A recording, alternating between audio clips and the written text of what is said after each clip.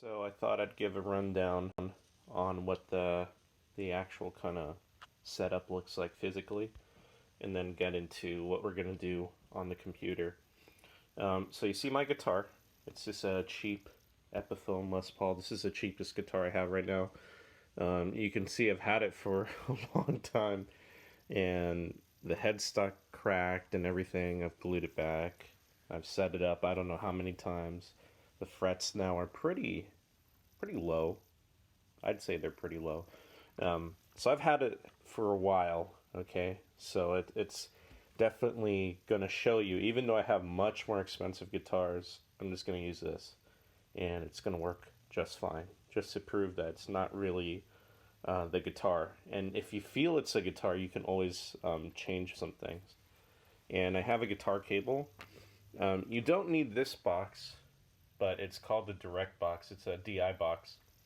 Um, I'm only using it because of my interface, and my interface is the Focusrite Scarlett first gen.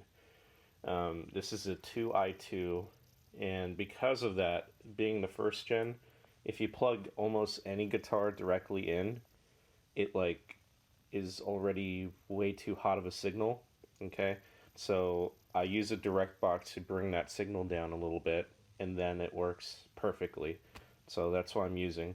But I could connect the guitar directly in, which is if you have any other interface, really, as far as I know, you could just connect the guitar directly in, and you're okay. I'm just using this just cause. Okay, so you don't need this box. Really, it's just a guitar going into the interface. And then, of course, I use headphones, or in this case, these are actual in-ears, in-ear monitors. Um, these are some Audio Technica.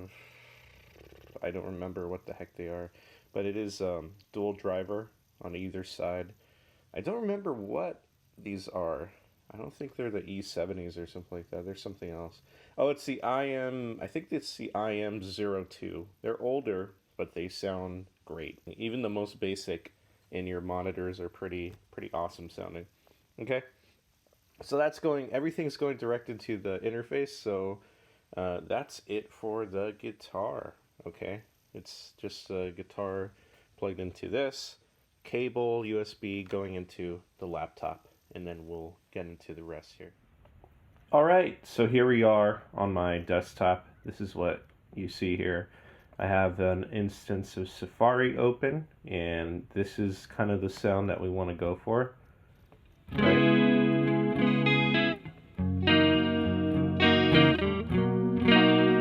So we can tell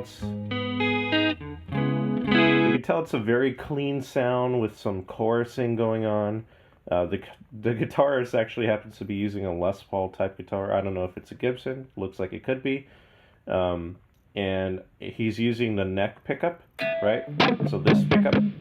And you can tell I've already got something else open, which is Bias Effects.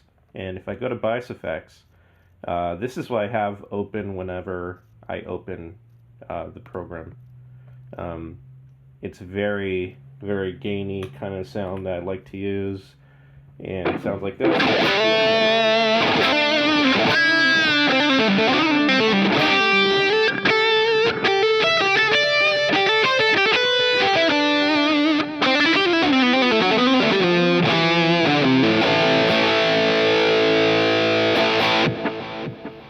And it sounds good. There's nothing wrong with it or anything, but it's not the sound that we want. Okay, so we got to start somewhere.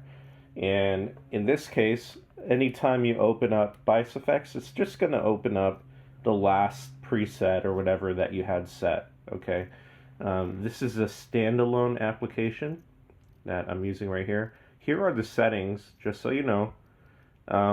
Pretend this says Scarlett 2i2, okay, right here. I have it set to multi-output because I'm doing screen recording, screen capturing. The output, make sure it's stereo, and the input, make sure it's the interface, right? Whatever interface you're using. Same with the output. Or you could set the output to be your built-in output, which is your computer speakers, really. So just be aware of that. Okay, you want to set the output device to whatever, but the input device should always be your interface. The input device should always be mono too if you're going to do recording with the guitar. And also make sure you have the correct input selected. If you have the first input, if you only have one input, you don't have to worry about this. But if you have two and you're connected to the second one and it's set to 1 and you don't hear anything, that's why. I'm only saying that because that happened to me earlier. The sample rate doesn't really matter. You can leave it at 44.1 kilohertz or just 44,000 hertz. The buffer size does matter a lot, and I would just keep it at 128. You don't really need to go lower than that. You could go super, super low and it decreases latency, as you can see here. But what happens is that the computer has to keep up with that. And if your computer can't handle that, chances are it's going to create like a jarbled, kind of like weird distorted sort of sound to it. So just be aware of that. If you can't handle 128, you can always go to 192. 256 is still okay. You don't want to go 512. I think 256 is probably the highest you want to go for sample rates. So the lower the sample size, the buffer size, it means the computer is going to capture that many samples, and then it's going to cut it into much smaller pieces. So the latency is going to be very, very minimal. But 128 should be a good starting point just to try it out. Okay, and then so that's the settings. And here we are. So this is my rig right now, and again, sounds like this.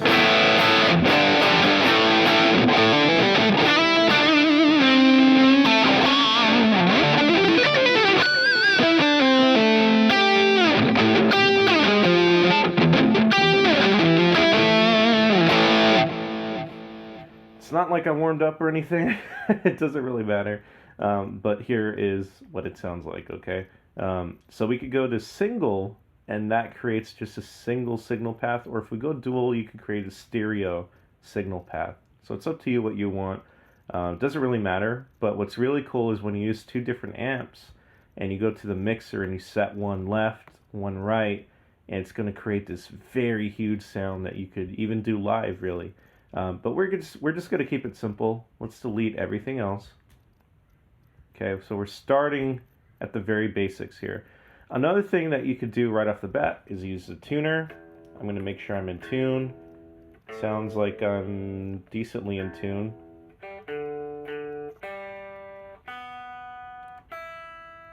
Good enough for rock and roll, as they say. Everything else I leave as is. I don't really mess with anything else here. The input, output should be fine. Make sure the interface input volume, right, the little knob next to where you connect your guitar, make sure that is not clipping. In other words, make sure it's just a green signal throughout. And you could do that just by, you keep turning it up, and then as soon as you see orange or red, turn it down a little bit, play again, check it again, play again. You know what I mean? So make sure that's set correctly. Otherwise, you're going to have a really hard time. That's very important. Otherwise, you're going to try and get a clean sound, and it's not going to sound clean. So first of all, let's try and work with what we got here, just for the heck of it. Let me turn the gain like way low to like 1. The volume down. Let's see what that sounds like.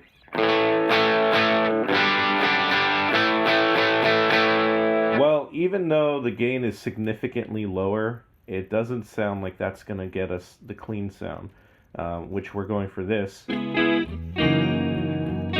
Right, so what I kind of want to use is something that's generally very clean and nice sounding. So if we double click the amp here, it opens up all the amp menu. And if we look here, we have a few choices. We have a Supersonic, which is based, I believe, on the Fender. The Duoverb is also a Fender. The Tweed is also a Fender. The Silvertone is that Sears silver amp that maybe you've seen. The Blackface is also a Fender. This is a Matchless, which, you know, kind of reminiscent of an AC sort of amp. And we have also the Dr. Z clean sort of sound here. And a Clean Master. Now, we can always just kind of pick and choose. But let's, for the sake of argument, just go for what I think is probably the cleanest, which is probably the Blackface. Okay. And if I select that, Opens it up, and we can play a little bit, see what that sounds like. And gotta remember that the guy's playing on the neck pickup, so that's kind of where I want to set my sound.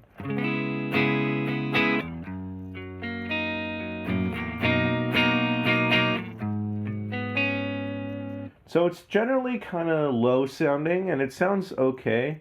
The bass, low meaning the volume is kind of low, and I'm going to keep the bass around half just for right now. Keep the middle, the treble, and the presence up, and see what that sounds like. And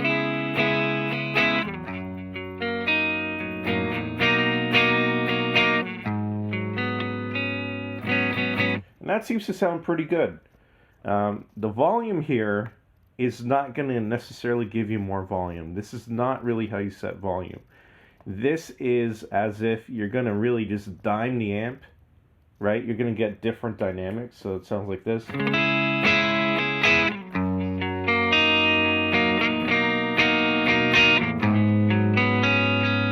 Which I like the sound of, but if you notice, it doesn't really give you a lot of volume. In real life, this would give you a crap ton of volume. This would be like melting people's faces off right now because it's very, very, very loud. The gain knob acts like a secondary sort of volume. If I have that all the way up, it sounds like this. Which is very much more reminiscent of what the amp would actually sound like if it was up to all the way up. So we're going to keep this around half because that's kind of clean. Yeah, that's going to work good. Maybe a little bit higher here. Yeah, that's perfect, I think. From here, once we set the EQ, let's go over to the cabinet. And you can see the microphone is like off to the edge, and that's okay. So this is the sound you get when it's off to the edge, when it's closer, middle. So you can tell there's a little bit more brittleness that happens right in the middle versus going off to the edge. So use that to your advantage of just kind of like figuring out where you would probably want to put this microphone at. And of course, there's two different types of microphones you could use, at least in this program.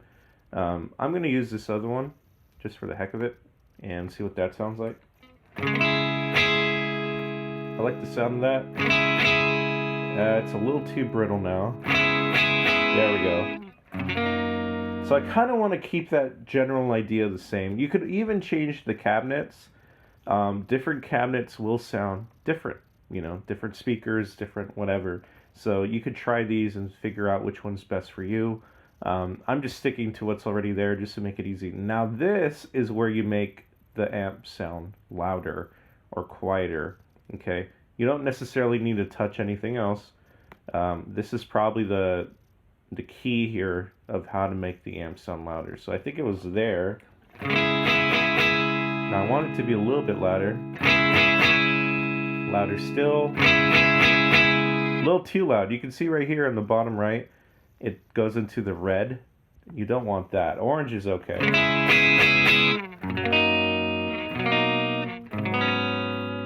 I think that's okay. Right there is a good sound. So now I have my foundation of tone, which is this clean blackface Fender amp, just running with this cabinet here, set as is. Now let's go into, what can we do here? Let's go and add some modulation, right? Because we do hear some chorus going on. I'm going to put it over here. And let's see what that sounds like right off the bat. So if you click on something here, so you can add effects with this plus sign. You can click on the effect, and then this is what it shows.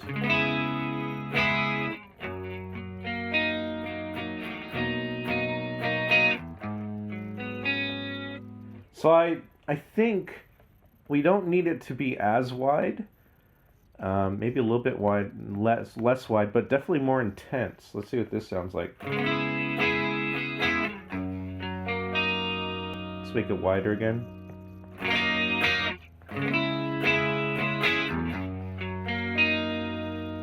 Turn the rate down. So you can see if you bring the rate up, it gives you the boom.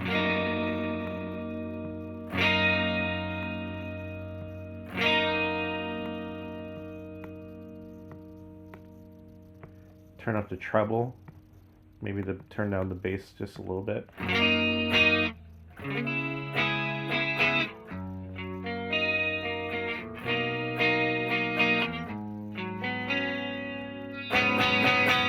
So you could mess with this literally all you want and try different sort of settings here to see what fits you the best. Now I'm trying to still go for this. So there is a little bit of a quicker kind of thing here.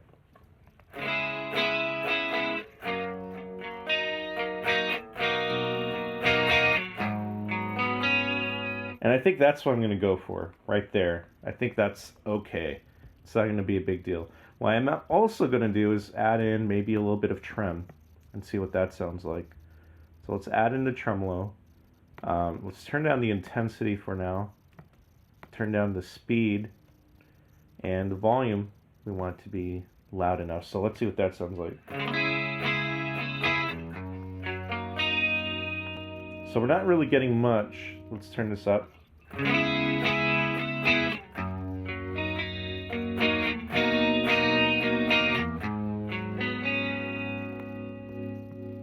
So now we can hear the tremolo working. Let's bring this down.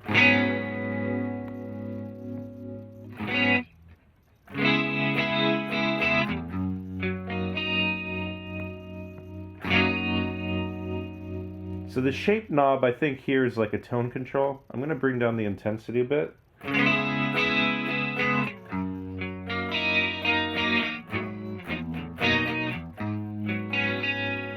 Okay, and let me actually turn down the intensity a little bit more.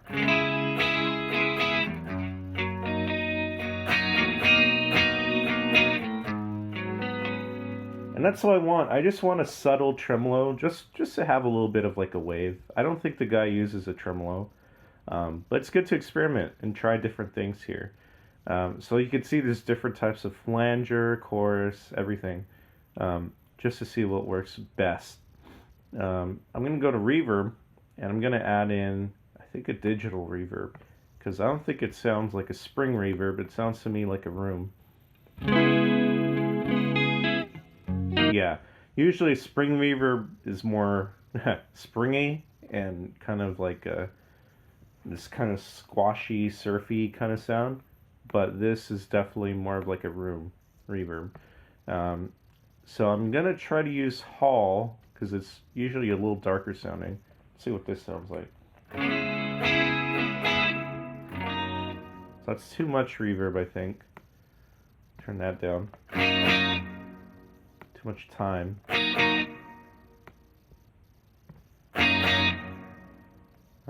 Less time. Even less.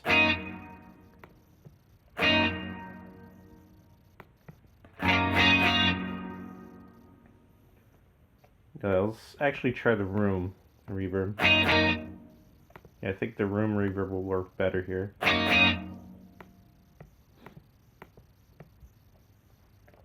So you can see I'm just trying different things and see what works the best here. I think I want to go for something like that.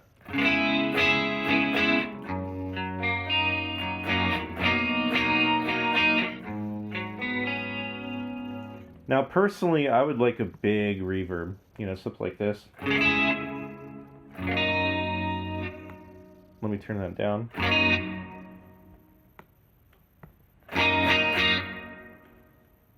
So I think that would be okay.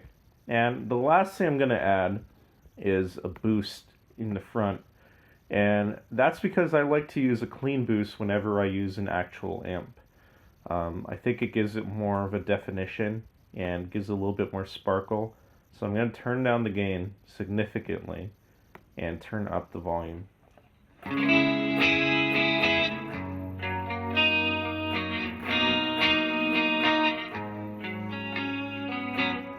Right, and I think the reverb here, let's go for Hall. Let's keep the Hall and go back and forth here.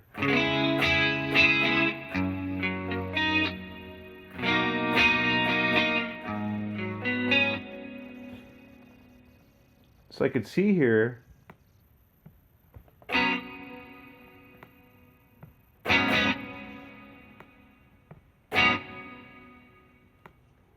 Yeah, I think I'm going to go for Hall. See how that works.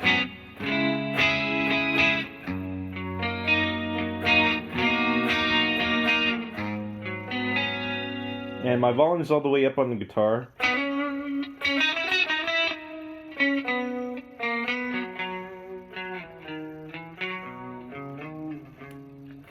Okay, so now let's see what this sounds like in tandem with the track here. I'm going to turn down the track a little bit.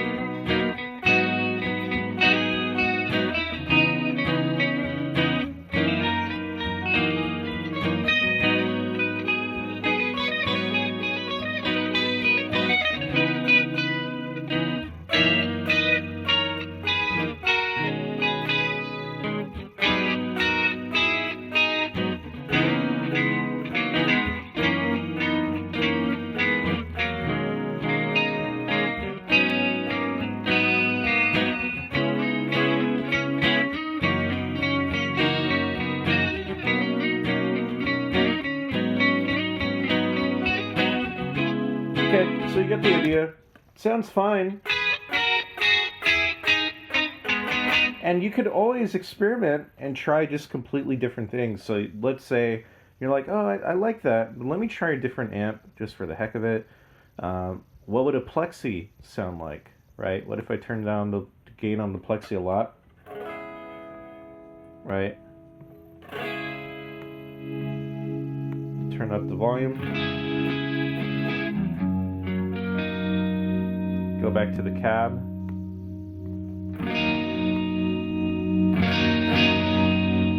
Right? And you can always just try different things. Maybe want it closer here.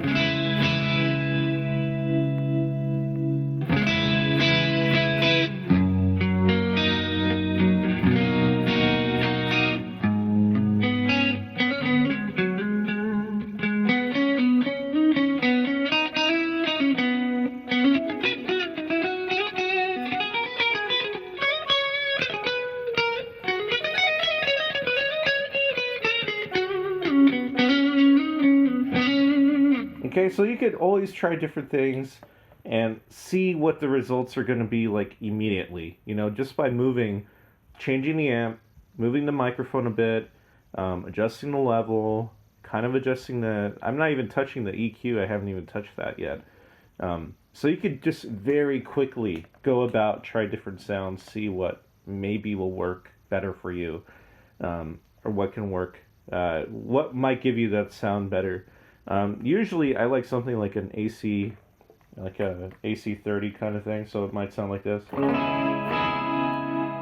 Now the gain is going to be problematic, so let's go to here, turn this up, go more in the middle.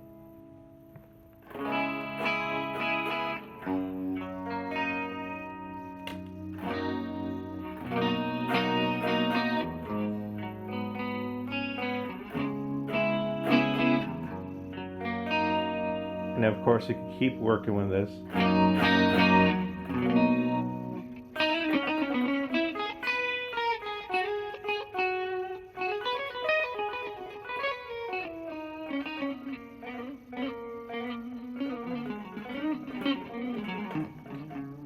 Right, and then see what just, you know, to you feels better, sounds better. And each amp is going to sound different.